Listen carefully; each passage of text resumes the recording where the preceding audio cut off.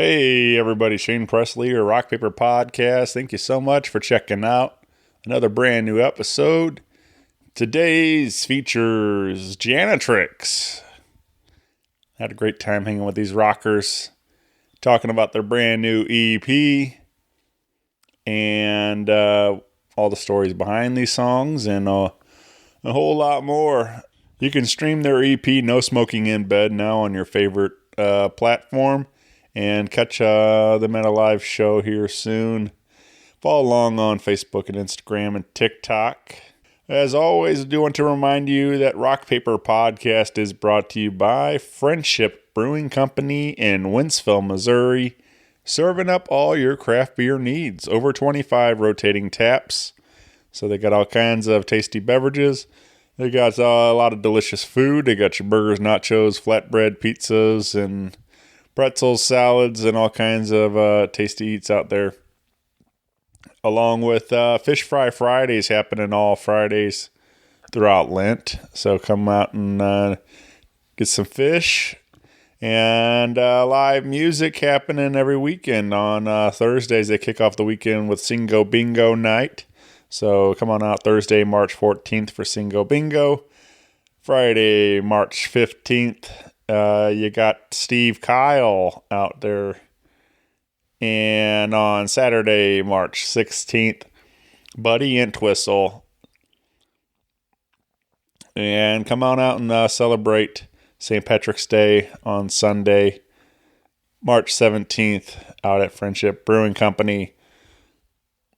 You've heard me talk all about it, but over the summer, they launched a second location in Flint Hill, Missouri, calling it Fly High location. And same great beer, but all new dining experience out of the Fly High kitchen. And you can catch Josh Littig out there on Friday, March 15th. And Michael Marciano on Saturday, March 16th. Full concert calendar, beer menu, food menu, and much more at friendshipbrewingcompany.com. Be sure to plug in with them on Facebook and Instagram for more. And come on out and see what is going on. They got all kinds of good times happening out at Friendship Brewing Company. All kinds of great events, including on St. Patrick's morning. They got yoga and mimosas happening out at the Fly High location. And a lot of great events coming up throughout the summer. So get plugged in on the calendar and see what's happening. And tell them Shane sent you. FriendshipBrewingCompany.com. If you need anything from me, you can always find me at RockPaperPodcast.com. Hit me up on the socials. Email me, RockPaperPodcast@gmail.com. I would love to hear from you. And with that out of the way, sit back, relax, and enjoy this brand new episode with Janatrix. Podcast is kind of like it's like a radio show that's not on the radio. It's on the internet. Does that make sense? Uh-huh. Yeah. That's also like my mom. It makes it sound more confusing, doesn't it? It sounds like this. We're Janatrix, and you're listening to Rock Paper Podcast. Rock Paper Podcast. Scissors beat paper, paper covers rock. Rock beats scissors, Shane covers non-stop. Never know what new kind of guest that he's got coming at you. Live and direct on the spot. Could be rock, folk, country, or hip-hop, jazz. All kind of folks that he has. Could be an artist or a comedian to make you laugh on the Rock Paper Podcast. double-decker fudge round, rolling round town. Shane coming at you live and direct from ground zero. He's your hero, he's your bestie. Rock Paper Podcast with Shane Presley.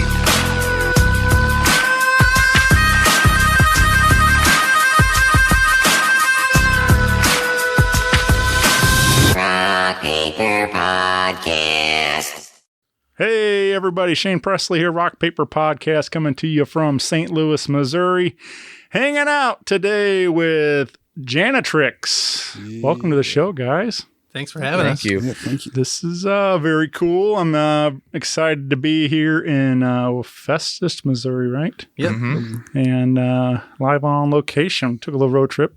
It's about an hour for me to come out this way, but I like this. I like kind of getting here where band practice, kind of vibe, getting to hang out with you guys at your place and see what it's all about. I feel like it's one less icebreaker kind of thing to get through. You guys were somewhere you guys are already comfortable at and stuff. So, but yeah, man, we're already having a lot of fun, and I'm excited to get to talking about your debut EP and everything else we got going on. But I guess before we get going too far, let's go around the mics and everybody introduce themselves for those listening.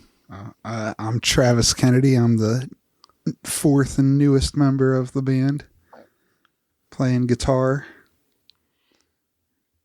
I'm Garrett. I play drums and sing for Janatrix. I'm Jay. I play bass. I'm Zach. I also sing and play guitar. Yeah, man. Yeah, this is cool because we got a couple first timers and we got a couple returning guests. So it's always I was looking forward to coming down here and, like I said, catching up. And but I guess take me back to the early days of this. I know this project's been going for a little while now, and I know you guys, I'm sure, all have long history before this project even, but how does the idea start to even form Janatrix? Well, let's see. I believe I was on a show with you with my older band, Sunset Oklahoma. Right. And I was with them for a while and then kind of split off from them and still wanted to make music, So just started playing my guitar and my bass a bunch and then hit Garrett Hogan up and we started jamming. Actually, me and Garrett have known each other since grade school, I think like 4th grade. And then we actually started playing music together for the first time in high school. So nice. We've been kind of working with each other since then. Yeah. On and off. Yeah, I came in later after a couple bases didn't work out for them. About 3 years ago?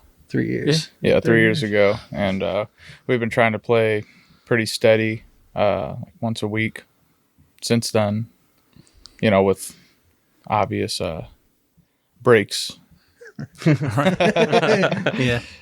I left Morning Mountain probably about a year before I joined these guys, and then in like fall of 22 I just made a Facebook post saying I was ready to get back on the You're a free agent? Yeah, free agent, ready to play some music again, and Zach hit me up, and pretty much the rest was history. Yeah, man. So how long did we say? So at least 3 years. The Janatrix has been a thing now. Yeah, I'd say roughly right at 3.5, 3 years, probably 3 to 3.5. Pre-COVID, like 2019. Yeah, like summer of 2019, and then we were jamming, and then 2020 hit, and then they kind of put a halt to things for a little bit. Right. It was kind of nice though. We just got to really focus on like practicing and making new songs and really firming up what we had already. Yeah. And Zach, was this like your first time like being out front, being the front man of the band, or? Yeah, I guess so.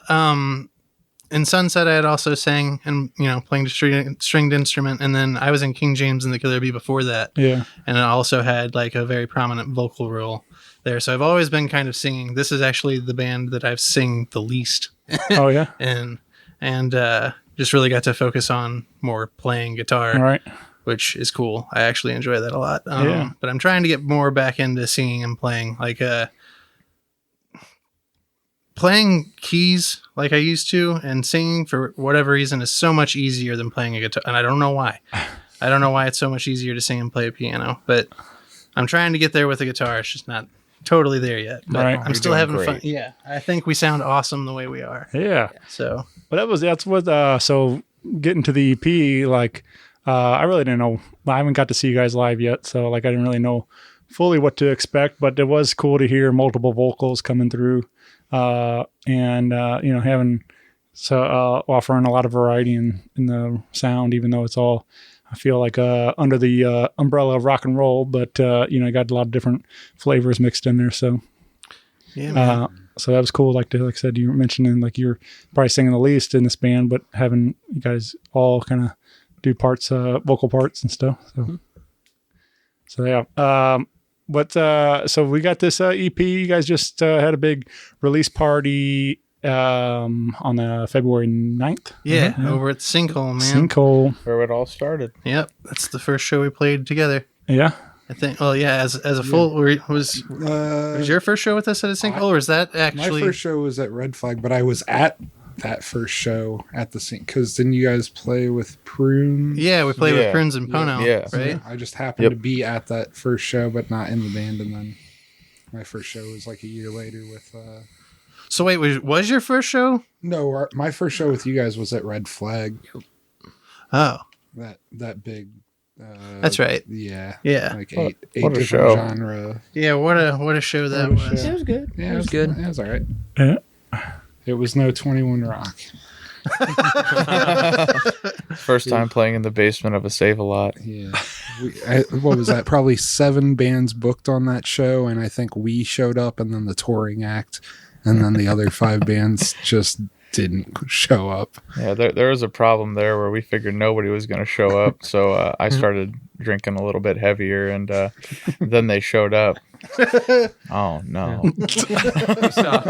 We saw a dude blow chunks on a poker machine walking out of the bathroom. Yeah. It was a bar. sight to behold. It's a bar you could still smoke in, music venue. Yeah. Music venue that doesn't play music whenever there's not a band on stage. So, like, we had to remind the audience as we were getting off, like, remember, this will be our last song. And if you guys want to hear music after we're done playing, get your, touch tunes out because they will not get on the PA and play music. We will just be breaking our equipment down in silence.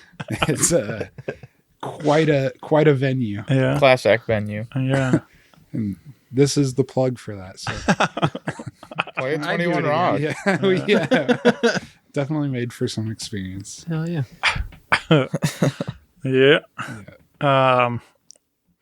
So let's talk about this EP. We, like I said, right now readily available on all your favorite streaming platforms, and we're going to give you a little sneak peek at it. If you haven't got a chance to listen yet, I thought this might be fun to kind of go through it track by track and talk about some of these songs and how they came about and stuff. But let's start with number 1, and that's Sunflower Girl. What do you guys want to tell me about Sunflower Girl? That'd be all Zach there. I guess it would be all me. That's Sunflower Girl is like the main riff for that song. I've actually been toying with since I was in King James and the Killer Bee, and that, and I guess a couple others, but the others aren't on this EP. Just rock and roll riffs, man. And for those projects, they just didn't fit the project. So finally, whenever I was able to do what I wanted to do, that's one of the first ones that came about. I drew inspiration just from mostly having a crush on some girl, and turned it into a whole song. And it's like one of the first ones I brought to Garrett. That was the first one I learned. Was it the first one you learned? Oh yeah.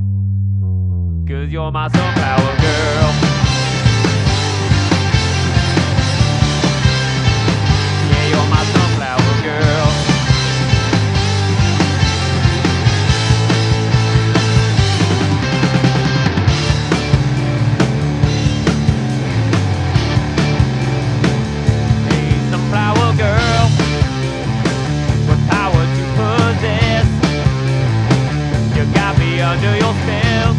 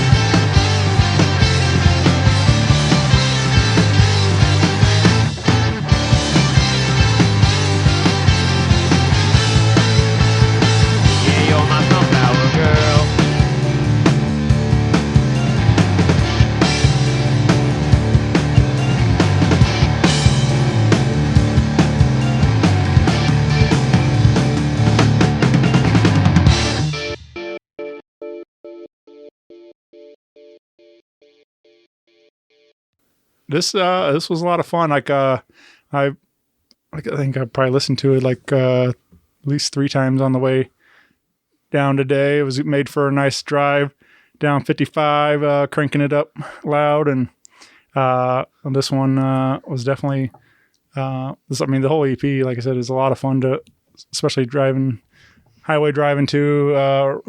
Having some of these good rock and roll riffs, like I said. Thanks, man. Yeah, the way I ordered them for the EP, I was like, man, what would sound good as a set list? How would we build on it? You know what I mean? Mm-hmm. So that's just kind of how I threw them in order. Yeah. But is this where now? What about recording wise? You guys, is this a lot of in-house? all in-house. All in-house. Yeah. Yep. Yeah. You guys. So do you guys? Is that something you guys like to do? I mean, or do for others, or just something you kind of forced to learn to accommodate? I've always liked to I grew up loving electronic music, so I was always trying to dabble in that and learn how to do that. So I took whatever knowledge I had from that and just kind of applied it to live instruments and just kind of worked on it until we all thought it was good. You know, it definitely freed us up to not have to be on a time crunch for spending. I'd say that's probably the best part. Yeah, Yeah, you're not on somebody else's dime, you know. You don't have to worry about spending $200 an hour on, in a studio, and we still get pretty good quality out of it all. And we were able to stretch out the recording process for 2 months. Yeah, it's just however many takes you need. It really gives you a whole lot of freedom to try new things, mess some things up, and just kind of see how it really sounds. Yeah, and now that this is out, and streaming wherever, it's even during the whole recording process and mixing and getting it out there and stuff, taking away what we've learned and done from that, I definitely just want to build on it and just continue to get bigger. You know what I mean? Mm-hmm. And get better at it. Yeah. Yeah. I like, there's room for it all, obviously, but I like having this type of sound, it definitely feels like home recordings, lo-fi, gritty, it's and just so it's fun to, I feel I've had I've mentioned in the past, but friends have gave me their, self-produced demo kind of stuff and before they've gone to record in a studio. And sometimes I prefer the demo thing because there's something just real and raw that's captured on that. And, you fall in love with these recordings as is before they, it gets all polished up and stuff. I mean, something gets lost in translation for some reason. And so listening to this, took me back to this is just, classic garage rock type of sound, and on these recordings. So it was a lot of fun to listen to. Yeah. Thanks, we kind of took the approach of 3 as a crowd, as far as just adding somebody else into the mix to try to do what we wanted to make it sound like. We already know what it wanted to sound like. So it was easier for us to work on it than hand it off to somebody else, I feel like. Yeah. Yeah. But I think there's sometimes some of that stuff can be good. I think it depends on your dynamic of it as a group and stuff. But sometimes some people need that, somebody to kick them in the ass to get having that producer or an engineer to help them push to get the right take, get the better take out of it, or whatever it is. And right. So it just and sometimes having an outside ear I think is always a good idea. Sure. Even before we released it, I was once I was finished with something, I'd send it to a handful of friends and be like, what do you take away from this? What can make it better? Yeah. So I just kind of took notes the whole time. And having the friends that went to, to school for it really helps. Yeah, it helps too. Well, let's talk about Bad Dawg. This is a Turner-upper. This was a lot of fun to jam to on the way over, like I said. So.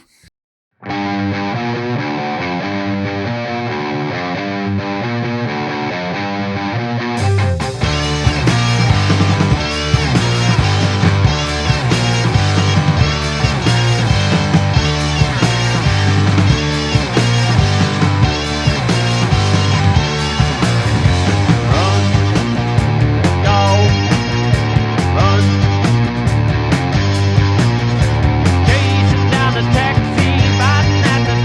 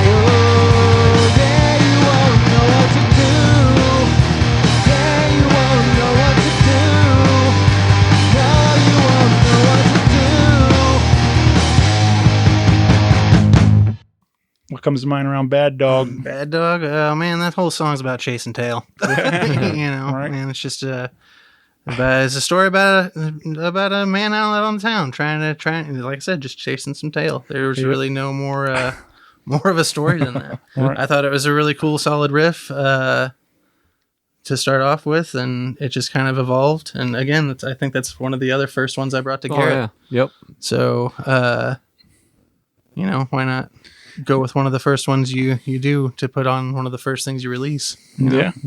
And you writing all the lyrics? Or For what's on For the these EP, two? for those two, for sure. Yeah. Garrett wrote all the lyrics to Mistress, and then we did like a 50-50 for Death Stiks, if I remember correctly. Yeah. Yeah. Yeah. So, but yeah, I don't know. Like it's just a good drivey, you know, riff. So All right. One of my favorites to play.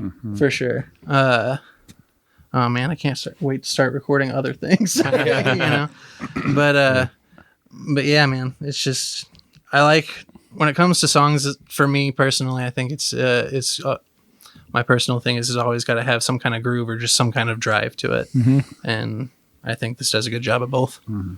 Yeah. What now? When you guys like are forming Janatrix, like, did you have like ideas of like what you were going for, like as far as sound? What did you ever say? I wanted to kind of like this particular style of rock and roll, or was it just like what naturally came out of this project was these songs and stuff like? I think with what I brought to Garrett originally, I had more of like I just want to be like a straight up rock and roll, like straight up old school rock and roll kind of thing. And the more we jammed together, the more it evolved. So, or at least that's my takeaway from it. Yeah, I was gonna say I don't think we really even now. Like I think we kind of let the songs do Write what they want. themselves. Like we just kind of like we kind of let the song do it, and we just kind of work. You know, we see what works and what doesn't work, and just kind of hash ideas out. You know, back and forth, and eventually we come up with something. But you know, I mean, if that makes any sense. All right. Yeah, and like originally we were gonna have just a singer, but then you know, Garrett gave the idea of you know, singing while playing drums. And we were like, well, I mean, let's give that a go. Yeah. And it, you know, it's something great. You don't see it all the time, and your voice is so powerful. Like, Yeah, dude. Thanks, man. Like I said, when I was recording my parts, I was just, I almost didn't want to. it was really cool to see that flourish and you know, become something that you don't really see very often anymore. Sure. Yeah, I think before we hit record, I mean, obviously, one of the greats comes to mind is Phil Collins. We mentioned off mic, but you know, like there is, and Levon Helm obviously is another classic example of a drummer singer. But yeah, it's not a whole lot of them out there really doing it. But and there's a group speaking in rock and roll stuff is Blackstone Cherry. Oh yeah, yeah. And their drummer sings, and he's got like the overhead mic, and and just and he's a madman too, and it's a lot of, I don't know how he manages to keep the energy up to play the drums like he does and sing. So That's what blew my mind Yeah, the same first time Right. listening to Garrett do it. I was just like, how? Yeah, right. But all four limbs are going, and you're And you're the brain's singing. ticking Yeah. on time. yeah, It's fantastic. yeah. I don't know. I have no idea how that works, but yeah, it's impressive. So kudos to you, man. Thank you. Yeah. So what was the discussion to bring in an extra guitar, Ed and Travis? Was there just that it felt like these songs needed Well, originally, I think the idea was that we were just going to have him play guitar. And then like okay. Jay said, we were just thinking about doing just one person on the vocals, and I was going to do that. And then we got to jamming with him, with us, and that's whenever Garrett was like, well, what if I sang? So then he was taking on all the vocals for a while, and then we changed that into both of us doing it. That way it gives him a break when he needs it, you know. Maybe not when he needs it, but it'll give him a little bit of a break. But yeah, and I've been able to keep up with it, so we just kept going with it. we all think it sounds good as a unit. So Yeah, I think that's all that really matters. for sure. And love it. from the first time I heard them, I thought they sounded fine. They didn't necessarily need a second guitarist, but there was pretty much every song that they played on those first practices. I was like, well, here's some, like, all of my parts came to me really quickly because I was like, well, I was never just playing what Zach would show me how his guitar part went, and then I would figure out what my part was going to do around it rather than just duplicating his part, which I do see a lot of happen sometimes in St. Louis. And I was like, well, I don't want to be playing the same thing up that he's doing, just 12 frets higher the whole time. Yeah, I would definitely say you've added, I mean, through Oh, effects yeah. and through a lot of the other nuances that you do. Yeah, You've added a whole lot of body to the whole group. I appreciate it. Yeah, I try to. I think so too. Like, well, that one practice we had when you weren't here very recently, like all of us were like, "It's so empty." What I was happened? like, I can use a- totally notice that. I use a Something board yeah. to try to add more effects to it. Like they were mostly rock, distortion and fuzz. And then whenever I came in, I was like, well, I'll bring in some tremolo, some delay, just make it kind of the edge. Yeah. That's who I base my whole career off of. U2's The Edge. Let's talk about track 3. This is Deth, Stiks, and Road Soadies. What Probably comes- my favorite one on Yeah, this- No Smoking in Bed. Yeah.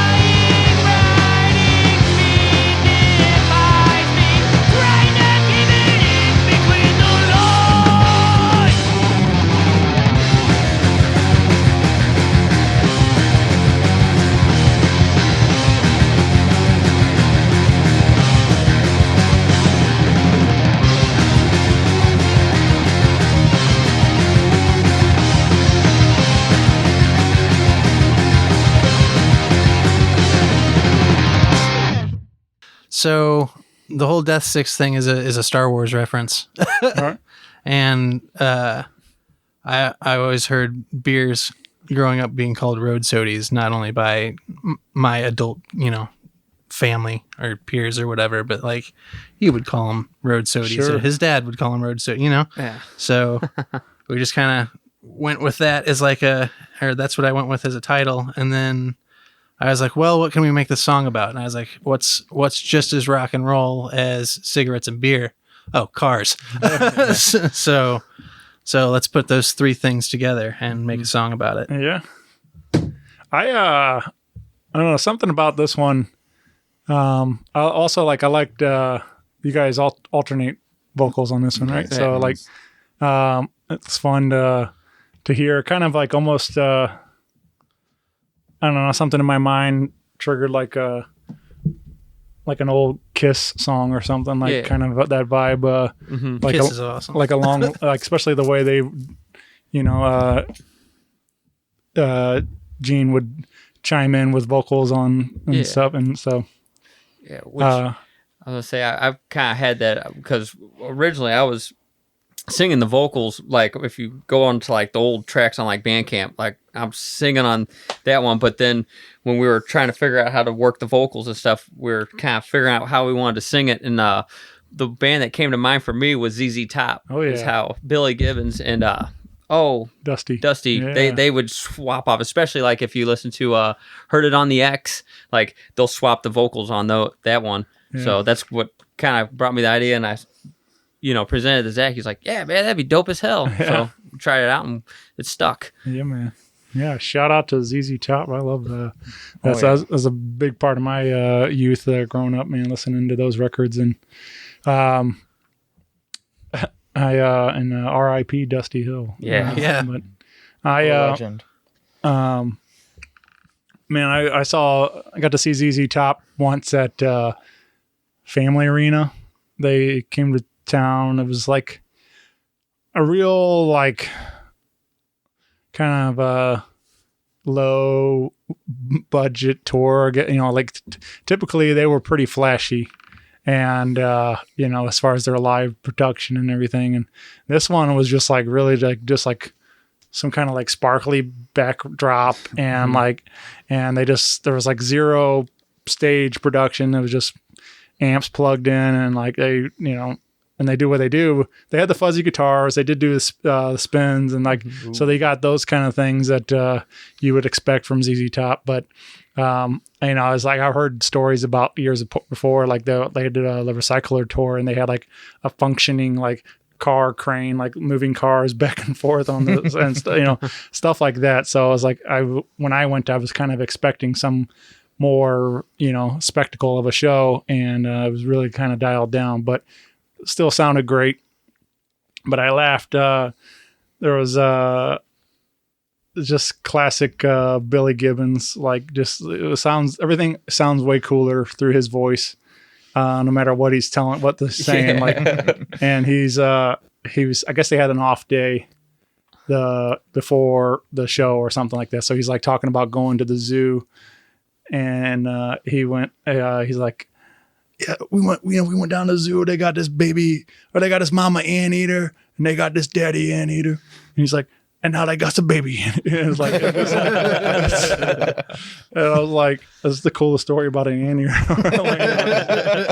I don't know, just like it was something so simple, but anyway, just Billy telling that story just made me crack up though. I just saw the Eagles last Tuesday, and Joe Walsh's voice is just like one of the most cartoony. Yeah. Like even whenever it's the same as when he talks as when he sings, and he's like he just looks like he's 80 years old now, and just kind of how y'all. He sounds like the greased up deaf guy off of Family Guy now. He's just like, how y'all doing, St. Louis? Yeah. Life's been good so far. Sounds the exact same.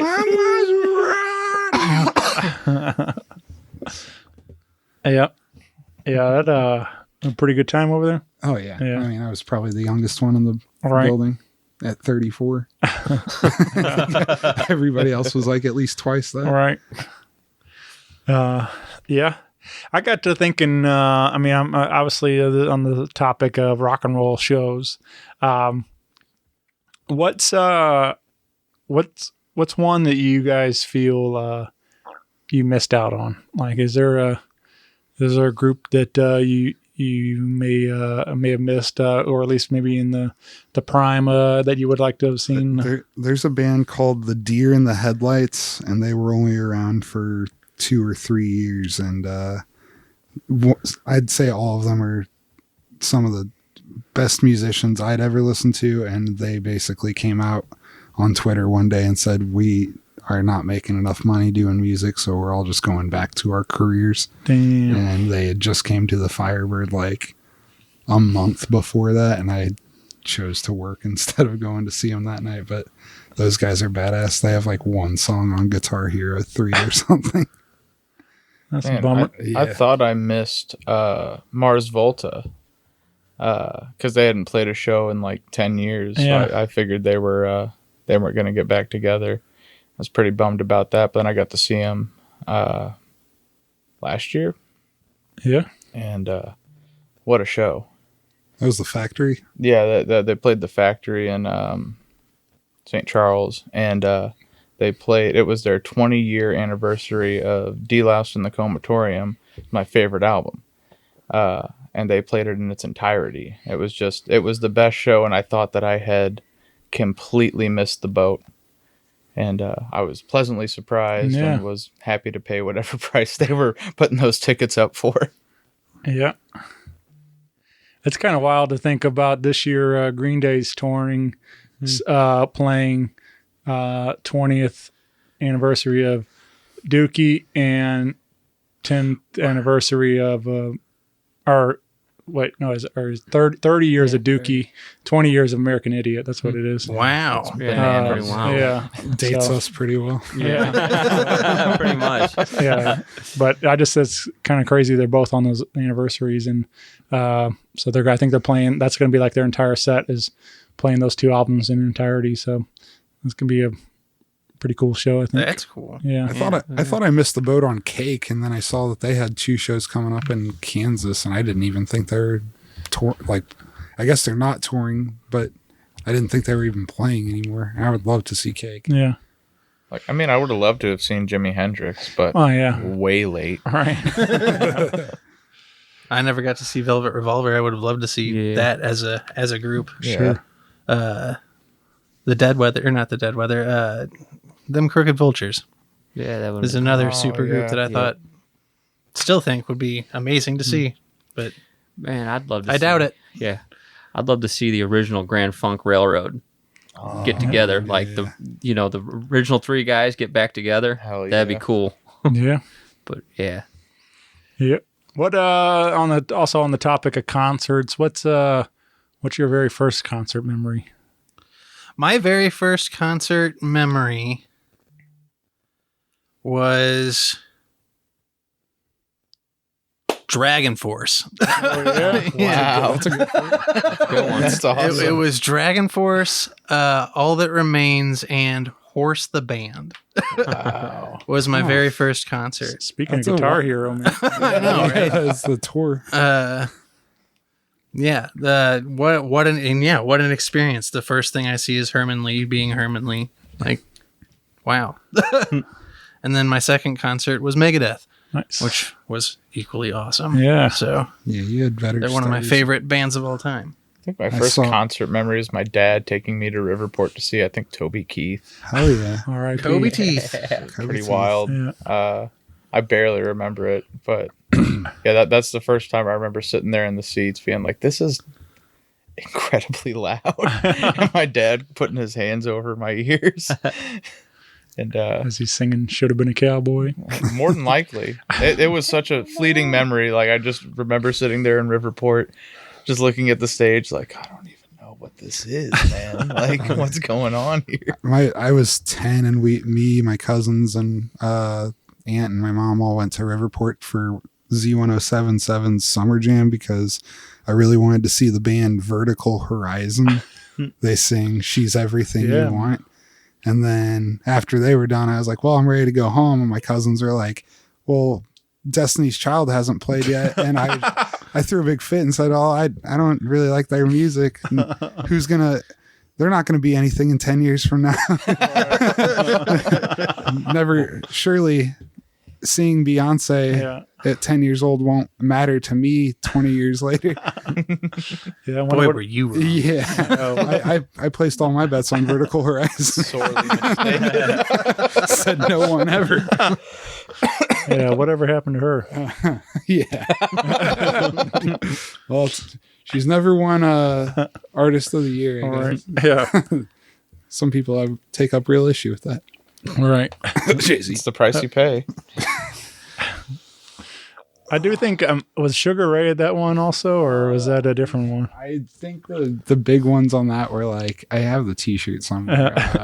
Because I have a distinct memory of going to one of those summer Z107 shows and Sugar Ray was there, and I remember being in the lawn and there was this guy behind me smoking a joint, and he was holding his arms out, and he's like, "I want to fly," or something. Like he just like he was, like singing terribly, but like was like, I guess "Fly" must have been obviously the big hit the summer then, so like 97 or 98 or whatever. So anyway, I just like remember thinking that was one of the funniest things I've ever seen.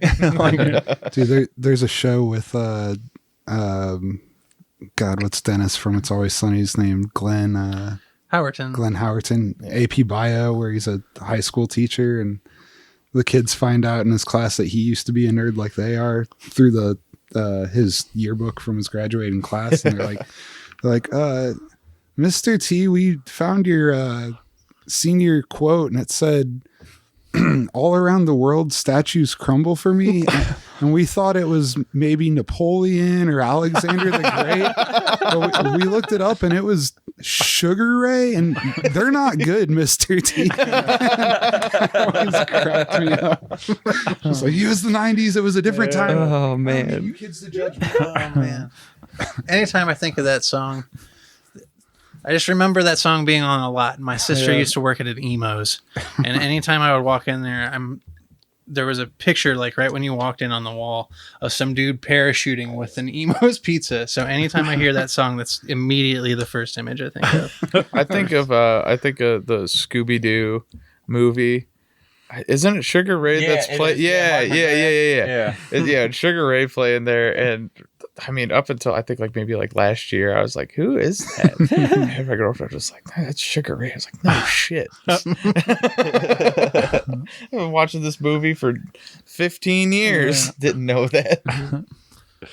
How about you, Garrett? What's your first concert memory? first concert memory. Oh man, I remember I actually got to go to Point Fest. It was actually my first real concert experience. I was 16, and one of my buddies ended up he didn't want to go or something, and he ended up giving me the ticket. And it was like the day after my birthday. I had just turned 16. I went with my friends to go to Point Fest, and it was who was it? Seether, Breaking Benjamin, and 3 Days Grace. Ooh, what a lineup! Yeah, I mean, that's about every year. I think almost like at that point, but no, I just remember from like 04 to I remember there was this band there. The one thing that struck me was there was this band there. I think they're from Kansas City. They were playing on the pop stage, and they were called the Leo Project. And those dudes blew me away. The drummer was so damn good, and like, yeah, it was pretty inspiring. I was like, holy shit, like these dudes are local. I was like, damn, you can do this. Like, that was pretty cool. Yeah,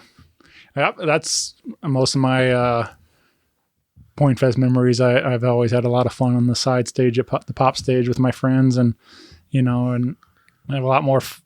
Tend to have a lot more fun over there when like people are, the crowds are interactive and like everybody's out there supporting their friends, and it's just like you get so amped up that your friends are playing on the same lineup as whatever. See their 3 Days Grace and Breaking Benjamin and stuff. So. Yeah. My buddy Ryan Cheney. Oh yeah, Ryan's a good dude. Yeah.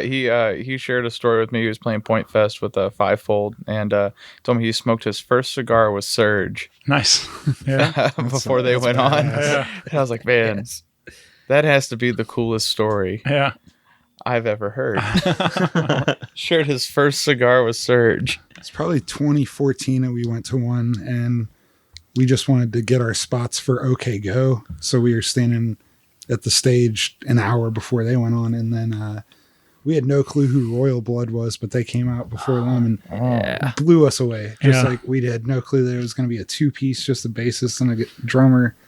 And we were very happy that we had waited to see the other, like, never heard of them before that day, and they've been one of my favorite bands since. Mm-hmm.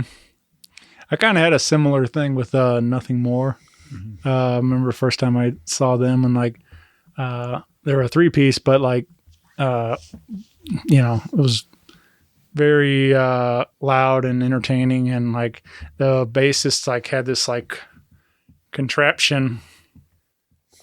Like he mounted his bass on this stand, and like it had some kind of like, they would like slap the side and it would swivel, and then they'd catch it, and then like, and all 3 band members were playing the bass at the same time, and like the drummer brought his sticks, and he's like playing hitting the sticks on the strings, and like I don't know, it's that sounds nuts. It's one of the craziest like live spectacle things I've ever seen on a show, and it was really cool, especially the first time you saw, like, I've never seen somebody do that, so like it's memorable. But and they've gone on to same kind of thing, like, and I had no idea who they were when they came on, and then like afterwards, they've years later now they've gone on to great success, and so but yeah, anyway, man, it's just my first one. I've talked about a bunch, but my first one, I remember asking my mom to take me to see Matchbox 20 in 97 when they were like #1 everywhere and stuff. But that was like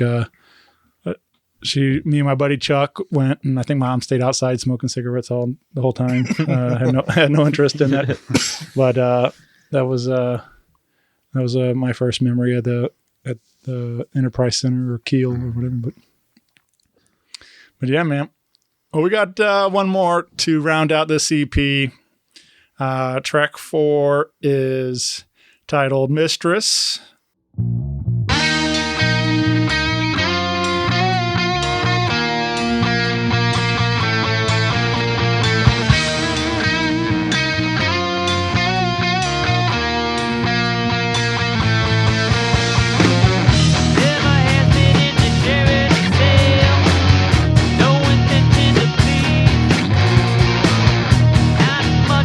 Affectionate type, she gives a pleasure to pay.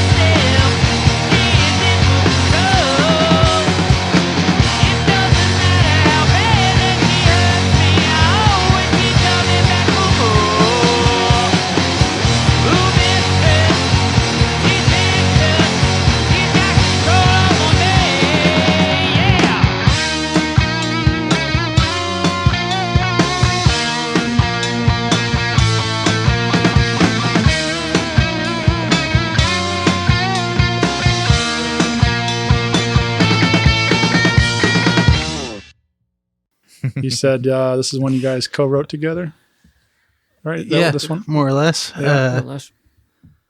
Yeah, the riff came off an idea actually from I don't even remember the name of the song anymore, but some pop song Yeah.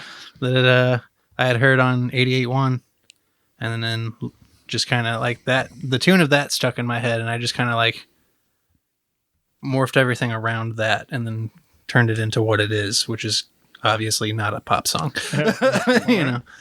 We played pretty low for most of that. Yeah.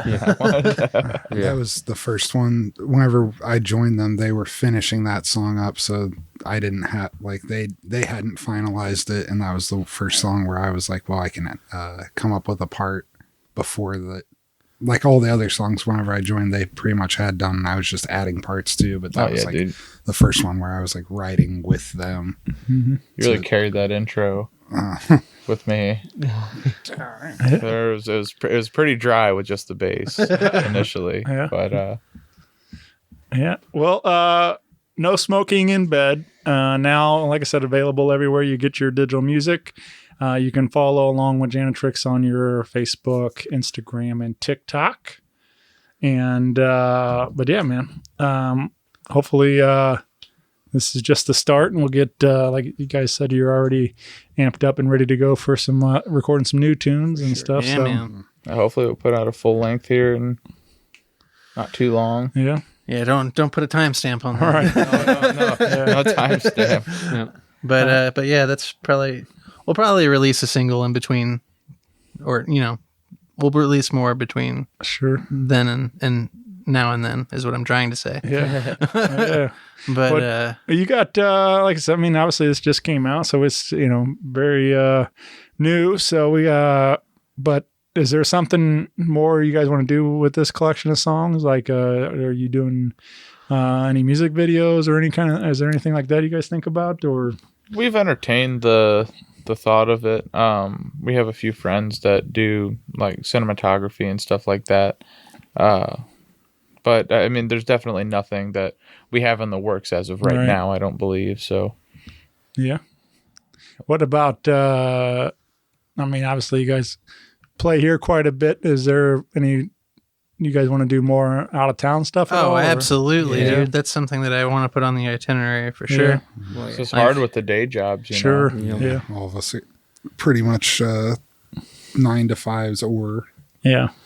me, I'm usually later in the evening. So you're the only one that's not a 9 to 5. Yeah. Maybe I should think about it. Yeah. But yeah, I mean, we've got friends that have offered us shows in Nashville and Tennessee and Arkansas, Arkansas and Illinois and Kansas. Yeah, it'd Yeah. be cool to make a little Midwest circuit. For sure. It's not too difficult to do. We can knock that out in a long weekend. Yeah, man.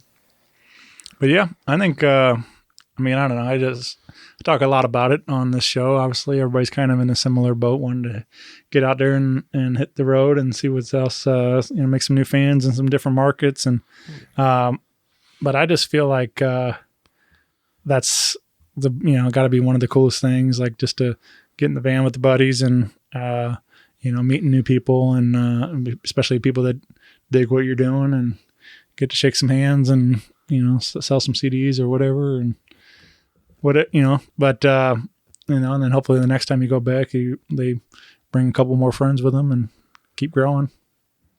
Yeah. So hopefully we can make that happen this year. I think that'd be fun. Oh yeah, for Yeah, sure, man. As soon as the pandemic kind of released its grip on, local music, I don't know. I feel like everyone's been pretty shy about trying to get back out and stuff.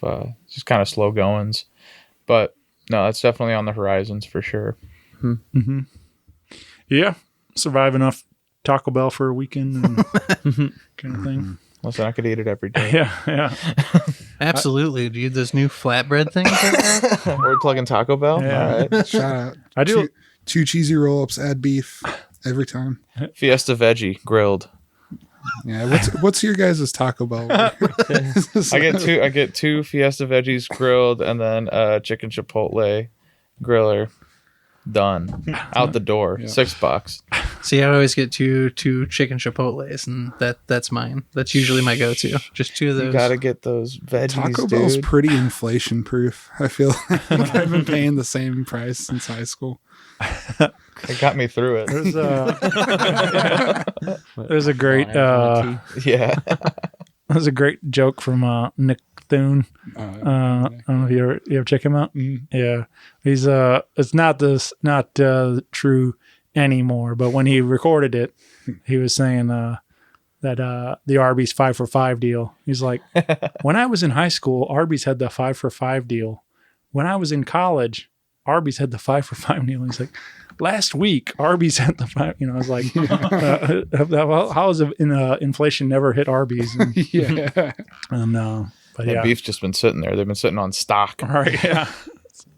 But now it's like, I don't know, Arby's is kind of expensive now. Like when you go, it's not the same, but You want to get breakfast at McDonald's for 2 people. It's 20 bones. yeah. Shit's out of control, man.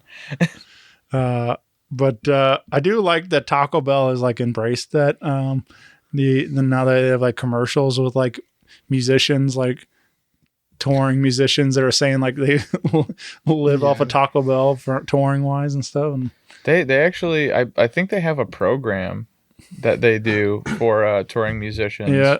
Where you can apply and then they'll give you like a gift card for touring musicians, and that's something super cool that I think that they do. And you've never brought this up. Yeah. I know, I applied for That's it. a reason to start a band. I applied for it, pal. Well, They never hit me back up. We didn't have anything. my call. They never hit me back up, dude. I called HQ. I called the Taco Bell. it's me, Jay. It's me, Jay. You know, I sent you that email a couple months ago, and they never got back to me, man. Let me holler at that little talking chihuahua. All right. Yokira. Taquero Taco Yeah, Bell. Yokira Taco Bell. Where's he been at? Oh, Oh, He left with the early 2000s Godzilla. Yeah, that's the last thing I remember. Yeah. You're going to need no a longer bigger a box. dollar Yeah, that's menu. it. That was- It's that a was his value swan song right menu. there. Yeah. Good. Every company got rid of that real quick. No more dollar menus. It's a value menu. Yeah. We can go up to $3 on it. Yeah.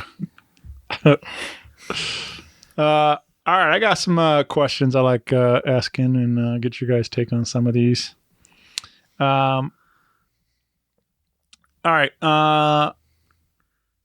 What would be like a dream duet or collaboration for the band? Queens of the Stone Age. Yeah. That would be a dream. That'd be a dream come true. Yeah, I feel like, I know for me specifically, the type of music that we play, they've been a pretty big inspiration, just in the cadence and things like that. But yeah, that would be incredible. Yeah, man. What do you think, Garrett?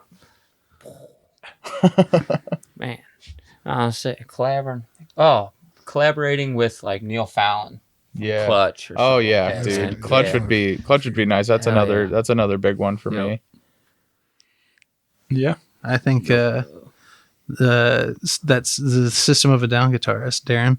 I think it would be really cool to at least get to play with him. Maybe not even collaborate, but like just hang out with the guy. Sure. Yeah. Yeah, He's been a huge inspiration for me constantly. So my favorite band right now is Pup, and I haven't gotten a chance to meet any of the guys, and I've seen them probably 4 times, but they always get out of their shows pretty quick and head to the next place. But I would love to sit down and talk with those guys, and just because they kind of have the same mentality of me of you don't have to be the most talented guitarist in the world, just write a catchy hook. Yeah. Yeah. Man, Iommi or Butler. dude, geezer. Yeah, dude. Fucking, oh man, sign me up. Yeah. Or Foxy Shazam even. Yeah. I would love to play a show with Foxy Shazam. Clutch would be so cool though. Fuck, man. Dude. We would fit right in with them. Yeah. It would be just fine. Have you seen them live? Foxy Shazam? Oh yeah, Oh, yeah. dude, they I've never seen another them. huge Great. inspiration for me. That's another one of those wild live shows, man. Yeah, dude. They're That was like right when they released Gonzo, excuse me. And yeah, like after they played at the Firebird before it closed down, that was that tour. And after the show, I actually like helped Eric load all their gear and got to hang out with them for a while. It was really cool. That's cool. It was cool. Yeah, I saw them on a Point Fest side stage, and it was the first time I saw Eric eat a pack of cigarettes. You jump up on the dude's shoulders too as he did it. I don't know about that time. I don't think so. But he goes, I just thought That it was dude's funny. insane. He His goes, poor tummy. he yells out. He goes, "I need a cigarette. Somebody give me a cigarette." And everybody just Point Fest. Everybody just slinging cigarettes on the stage, and he just grabs a handful and smokes them, and then eats them. And I was like, that's one of the craziest things I've ever seen. And I thought maybe it's just Point Fest. Maybe it's like nope. I saw him again, and he did the exact same thing.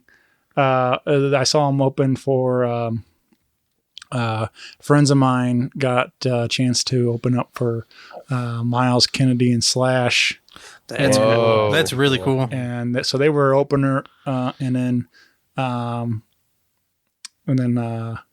Foxy Shazam was the feature middle act, and then Slash came on after that, and and he did the same thing that night too. And I was like, I don't know how this guy. I mean, and it's like I don't know, unless he goes throws him up off stage right afterward. But I'm like, I don't know how he does that. But Just imagining his doctor looking through his charts. right. So how many packs of cigarettes did you eat? It's like 6 Hail Marys. yeah, Right, too, but you got stomach. It's like these cigarette butts are just like corn whenever I poop them out. I have to count exactly how many I put down.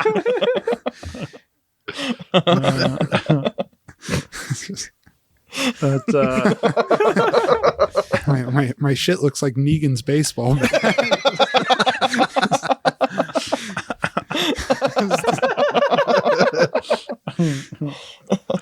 Yep. All right. Say we got a Janatrix action figures. What would you guys like to see as your accessory with your action figure? Oh man, 6-pack of Tall Boy Bush. Hell yeah.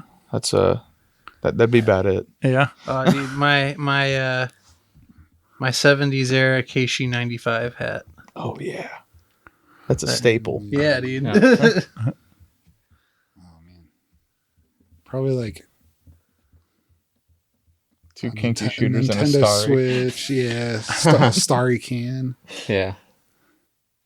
I want to have something Batman going on, Batman shirt or utility belt. You're just a normal ass dude. You're just carrying a utility belt. How do you even work that thing? I don't know. It looks cool. You're in the DC universe in your own comic. The boy with the Batman belt. Yeah. Yeah. It's like the girl with the dragon tattoo. But It's like I probably have like a poster that says like "Restore the Snyderverse." like a picket. You need added accessories. All right. what about you, Garrett? What? An accessory for my action figure? Oh man. Mower. Mower. Maybe a shovel. I don't know. Good old ride behind. Yeah, good old Yeah. It's just I don't know. That's obviously I think we're all kind of the similar age where we grew up with that stuff, man. It's like it's kind of hard to find any. I mean, there's still obviously toys and stuff, but like we grew up with the action figures, the Ninja Turtles, and the. It's not fair, stuff. man. Yeah. All the ones nowadays are so much cooler. Yeah. So much more You ever to have one of those Ninja Turtle play sets that was like the actual turtle that you like folded open, and then it had Like a Mighty Max thing, but it's Ninja but Turtles? for Ninja Turtles, those were a thing. No, I had those for Star Wars, though. Okay, I didn't even know. Star I had the Wars badass like mini G.I. Joe like command center. All right, It was pretty cool. I had it was essentially like a Barbie Malibu playhouse, but for the military. Oh, dude. I Yeah, I had something like that too. It was the Jurassic Park compound. Oh yeah. I didn't have it. It was my brother's, but let's be honest, Yeah. I used it just as much as he did. My parents one Christmas got me what we're talking about, like the Mighty Max playset, but it was like the whale from Pinocchio, and then like Geppetto and Pinocchio, the cat that you put inside. And I was like, what kid was like, Yeah. oh, man, The real boy that wants to be a wooden what doll. toys I really want to play with? It's the characters from Pinocchio. Yeah. The little donkey boy. Oh, because he drank too much booze Yeah. and he turned himself into a jackass. That kid was badass. Smoking the cigarettes. I just remember him hiccuping, being like, "Is that what happens?" Turns out it does. Yeah, absolutely. And then you turn into a jackass. If you start hiccuping from booze, jackass face is coming right after it. The more you know. All right. What? So obviously, all these shows and movie soundtracks and everything. Obviously, there's a lot of opportunities for placement and stuff for music. What do you guys have like something? Is there a particular show in mind that you think Janatrix would match well with? If they ever do any more Scott Pilgrim stuff, Yeah. it's where I want to be. I'd like to see Death Stiks used like in the background of a like fight scene in Invincible, or just like Ninja Camu. How do you Kamui, right? Kamui? Yeah. I don't know how we're I'm pretty saying sure it. it's Kamui. I haven't heard anybody say the title yet. I've just read it. Ninja Kamui. So you guys ever seen Law Abiding Citizen? Yeah. You remember whenever Gerard Butler starts punching that dude in the neck with a T-bone steak? Yep. They're playing Deftones. I think Death Stiks would fit in pretty good, Yeah. right there. We've submitted it all for the new Roadhouse movie, but we'll see. Fingers crossed. Yeah. Maybe I Conor called McGregor. up Connor. He told me to fuck off. Fuck you! Fuck you! Who the fuck is that guy? You think you're something? Think of something. The king does whatever the fuck he wants. It's convincing. Yeah. Yeah. I don't know, man. I don't know about that. I'm sure. Oh man, I'll watch it for sure. I'll But watch it, yeah. I don't know. Hopefully, it's good. Yeah. Hopefully Jake Gyllenhaal at least has one quick zoom in on his face where he says Roadhouse and just starts fucking kicking. Roadhouse. Just like this is so close up. Just zoom in and just on his Roadhouse. eyes. He is definitely looking the part, man. The guy is cut up now, man. I just wouldn't pit him against Connor Right. any day of the Yeah. week. Yeah. Listen, I think I would. Yeah. I got money on it. I saw that man break his leg. What, the Connor's winning? What? What was it? Second round, that thing's dead now. You bet against Rocky and No spoilers. yeah. That's and dirty work, right? With Chevy Chase is like the degenerate gambler doctor. Oh yeah. And he's he's bet against all the bet against movies and stuff. And, I don't know, I just thought that was really funny. Yeah, I guess one out of the last question I meant to ask a long time ago, but why Janatrix? Where does the name come from?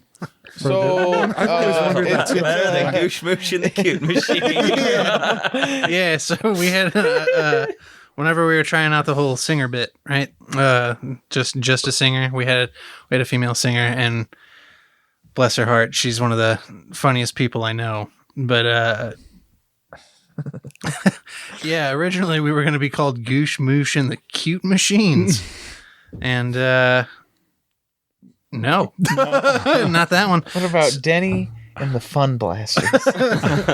But so I don't know. Not too long after we were like, no, not that name. I just started looking through a dictionary online, and I was like, what's dirty but sounds hot? And landed on that word. And I was like, oh, it's a lady janitor.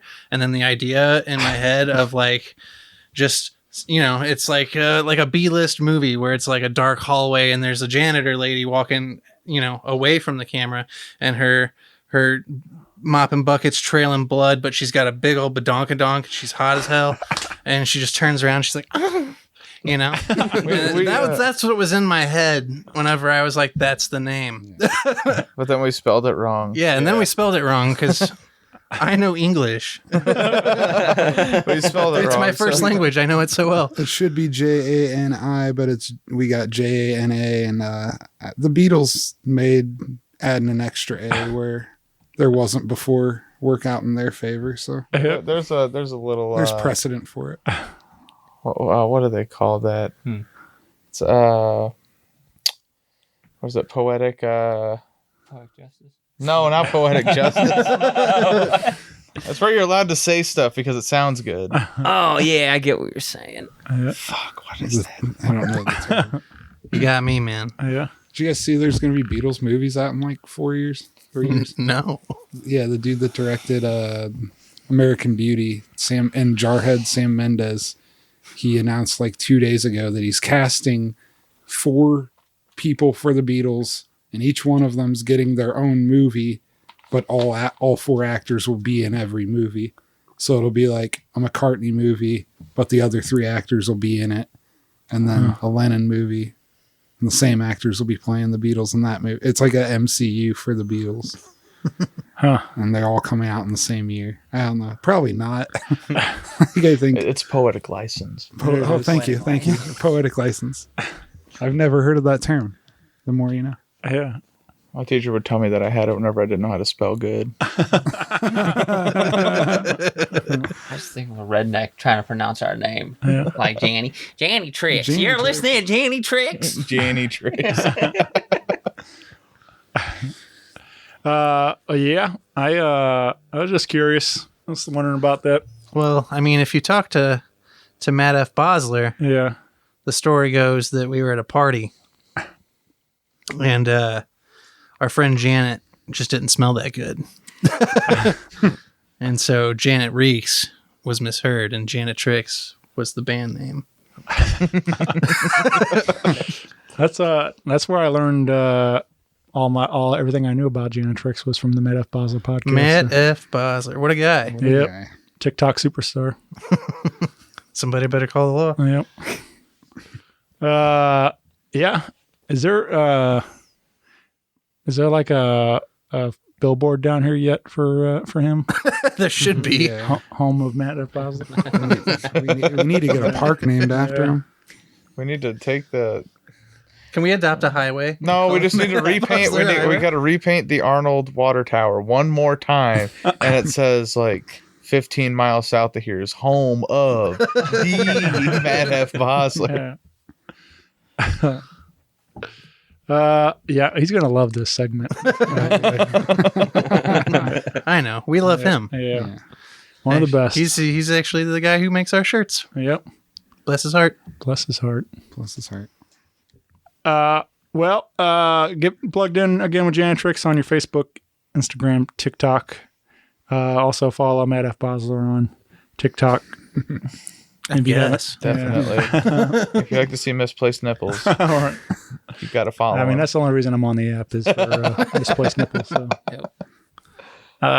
But I appreciate you guys doing this. It was a whole lot of fun getting to hang out tonight. So Thank you, man. I really appreciate thanks for it. coming down. yeah, happy to help, man. It was a nice time of year to come down here to Festus, Missouri. It's beautiful this time of year. So Oh yeah.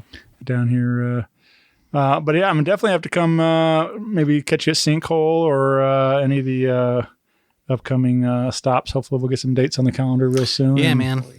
Always a thing in progress. Come, Keep you posted. come get rowdy with you guys. Do Oh, it. yeah. Yeah. And but yeah, thanks guys. Thank you. Thank you. Bye everyone. See ya. See y'all. Bye.